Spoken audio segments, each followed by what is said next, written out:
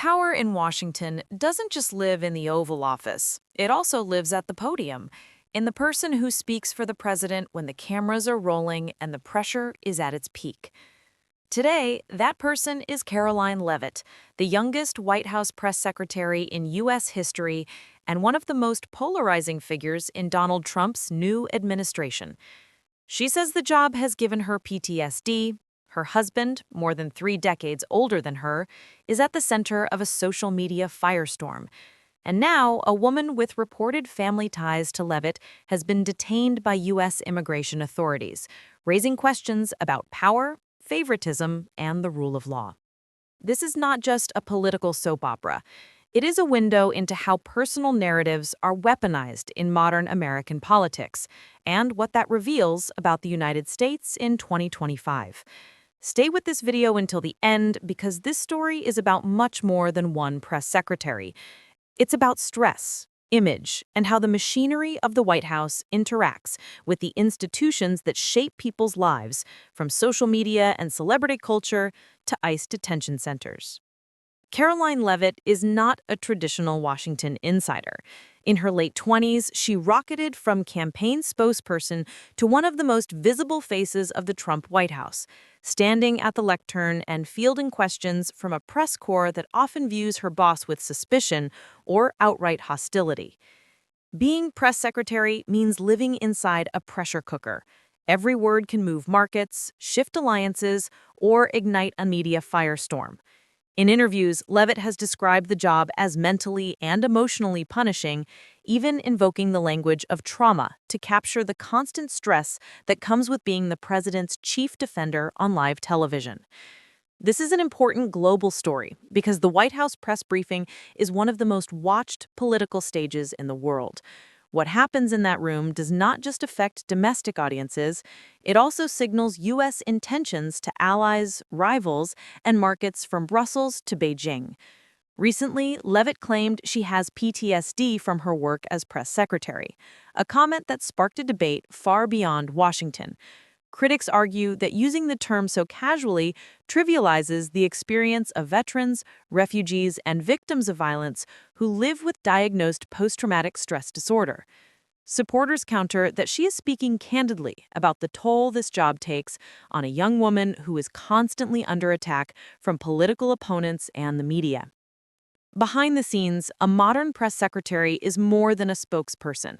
The role combines crisis management, communication strategy, and real-time damage control.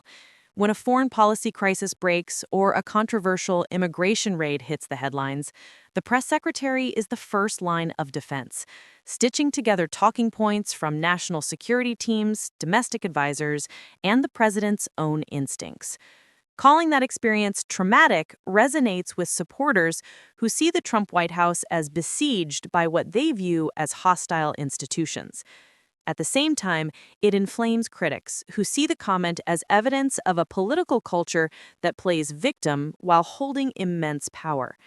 That clash of narratives, powerful yet persecuted, tough yet vulnerable, is a recurring theme in populist politics worldwide. But Karoline Leavitt isn't just in the headlines for what she says at the podium. Her personal life has become a battleground too. She is married to Nicholas Riccio, a real estate investor more than 3 decades older than her. They have a young son together, and she has been unusually open about their unusual love story, how they started as friends, how she initially hesitated because of the age gap, and how her parents struggled to accept that their daughter was dating a man close to their own age. On a recent podcast and in media appearances, Leavitt discussed the 32-year age gap in detail, describing the early conversations with her family as difficult, but eventually successful once they saw him as a supportive partner and father. She has framed the marriage as a source of emotional stability that allows her to handle the chaos of the job, crediting Riccio's financial success and life experience with giving her the freedom to pursue her own political ambitions.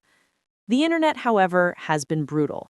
Critics flood her social media with insults about her husband's age, questioning what their family will look like in a decade, and mocking photos that show him with their child.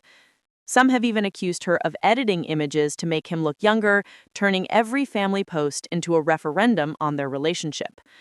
Then came the turkey pardon. At a high-profile White House Thanksgiving event, President Trump carried out the traditional pardon of 2 turkeys. Leavitt attended with her young son, but without her husband, who had apparently joined her at similar family-friendly events earlier in the year. The timing raised eyebrows because Riccio's absence came just days after her very public comments about their age gap. Reports note that he is introverted and wary of attention, but his decision to skip the ceremony immediately fueled speculation that the media frenzy had hit too close to home. This episode reveals something bigger than one couple's marital dynamics. Political spouses and families have always been part of the story, from first ladies to presidential children. But in the age of social media, the line between private and public has almost disappeared. In Leavitt's case, what might once have been a human interest anecdote has turned into ammunition for both supporters and critics, who project their own values onto her personal life.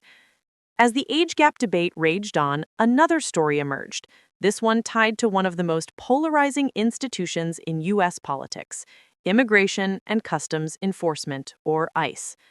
According to reporting, a woman with family ties to Karoline Leavitt was detained by U.S. immigration authorities, bringing the White House's spokesperson uncomfortably close to the front line of America's immigration battles. Details from coverage indicate that the woman was taken into custody over immigration-related issues, and her connection to Leavitt quickly became a political flashpoint. On one side, critics ask whether her case will receive special treatment because of her proximity to the presidential inner circle. On the other, supporters insist that any suggestion of favoritism is just another attempt to smear the administration and its allies. This tension speaks to a deeper global concern. In many countries, immigration enforcement and elite privilege collide in ways that erode public trust. When ordinary migrants face detention, separation from family, and years-long legal battles, even the perception that powerful families might get a different outcome can ignite public outrage. For a White House that champions tough border policies, any sign of a double standard is politically explosive. Leavitt's role makes the story even more sensitive. She is the one expected to defend the administration's immigration policies from behind the lectern, often against accusations of cruelty or hypocrisy. Now, with someone close to her reportedly caught in the same system she helps justify, the line between her personal life and her professional message is almost impossible to maintain. Taken together, these threads, the PTSD remark, the age gap marriage drama, the turkey pardon snub, and the ICE-linked detention, tell a bigger story about how politics works in 2025. The modern White House press secretary is not just a communications professional.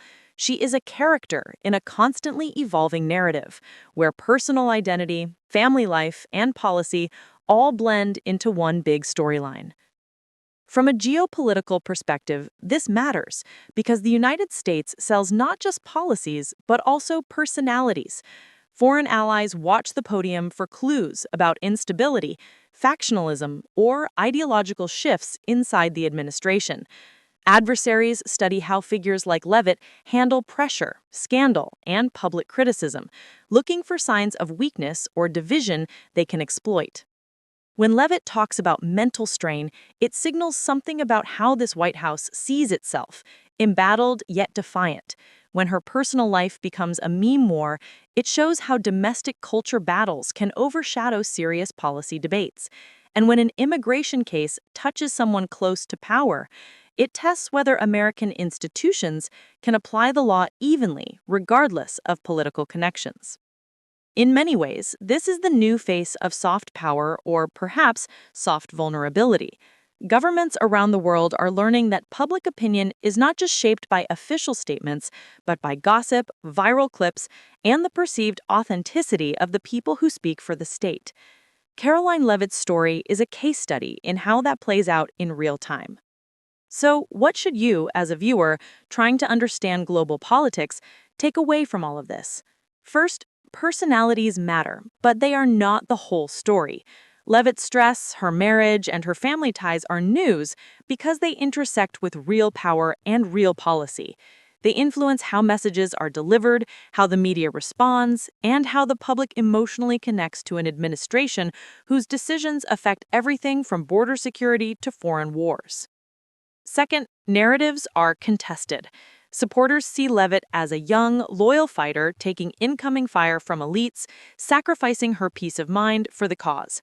Critics see an inexperienced spokesperson benefiting from power while mishandling the language of trauma and flaunting a carefully curated image.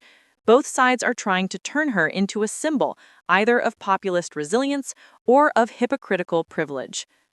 Third, this story is a reminder to look past the spectacle. Behind every viral headline about an age gap or a skipped turkey pardon are serious questions about governmental transparency, the treatment of migrants, and how political power shields or fails to shield those connected to it.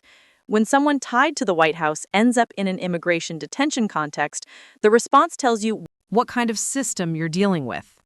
Karoline Leavitt is unlikely to disappear from the headlines anytime soon.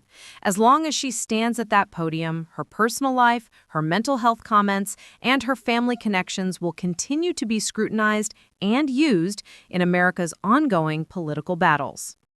The real question is not just who she is, but what her story reveals about the state of American democracy in 2025, a system where private lives are public battlegrounds. Institutions are questioned at every turn, and the people speaking for power are expected to be both bulletproof and relatable. If you found this breakdown useful and want more deep dives into the people and power structures shaping global politics, hit like, subscribe, and turn on notifications so you don't miss the next episode. And in the comments, let's hear your thoughts. Is Karoline Leavitt a victim of an unforgiving media environment, a powerful actor hiding behind claims of stress, or something more complicated in between? Thanks for watching. See you in the next one.